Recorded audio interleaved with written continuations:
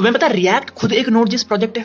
तो direct react को समझना बिना समझे कि एग्जैक्टली नोड.जेएस और एनपीएम क्या होते हैं बड़ा मुश्किल होने वाला है। ठीक है, तो समझते हैं कि भाई एग्जैक्टली नोड.जेएस क्या होता है। देखो सिंपल सी बात है कि अब तक हम जावास्क्रिप्ट कहां चला रहे थे, ब्राउजर के अंदर चला रहे थे, राइट। तो ब्राउजर के पास ये कैपेबिलिटी होती है कि भाई जावास्क्रिप्ट को रन कर सके। तो एक बंदे ने सोचा कि क्यों ना ब्राउजर के अंदर से कैपेबिलिटी निकाल लें और अपने सिस्टम, अपने लैपटॉप, अपने कंप्यूटर में रखें ताकि हम नेटिवली जावास्क्रिप्ट को रन कर सकें बिना ब्राउजर का यूज करे। तो उसने ये कर डाला और उसने इसका नाम पता क्या रखा, इसने उसका नाम रखा नोड.जेएस। तो अब बात आती है कि जब हम एक सिंपल सा नोड.जेएस प्रोजेक्ट क्रिएट करते हैं तो हमें एक कमांड लिखना पड़ता है npm init।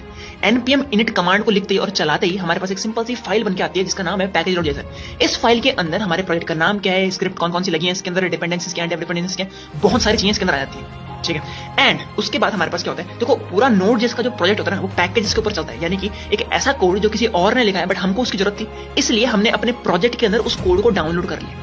अब उस पैकेज को या फिर उस कोड को डाउनलोड कैसे करते हैं वो उसके लिए ये कमांड होता है npm install axios, पैकेज का नाम बेसिकली। इसको लिखते ही हमारे पास क्या आएगा, बेसिकली हमारे पास एक नोड मॉड्यूल्स नाम का फोल्डर आएगा जिसके अंदर सारे के सारे पैकेजेस हम रखेंगे। क्लियर। तो टेक्निकली रिएक्ट और रिएक्ट के अराउंड जितनी भी सारी चीजें हैं वो सारे के सारे क्या है, पैकेजेस ही हैं। बट इतने सारे पैकेजेस खुद डाउनलोड करना, खुद इंस्टॉल करना और खुद कॉन्फ़िगर करना बहुत मुश्किल है। हम एक मैस क्रिएट कर देंगे। तो एक कमांड बनाया है बेसिकली जिसके थ्रू सारा कॉन्फ़िगरेशन खुद होगा, सारी चीजें डाउनलोड खुद होंगी, इंस्टॉल खुद होंगी। कमांड क्या basically npm create void latest my app। But इस कमांड को चलाते एग्जैक्टली क्या होगा ये तुम्हें नेक्स्ट एपिसोड में पता चलेगा। So stay tuned.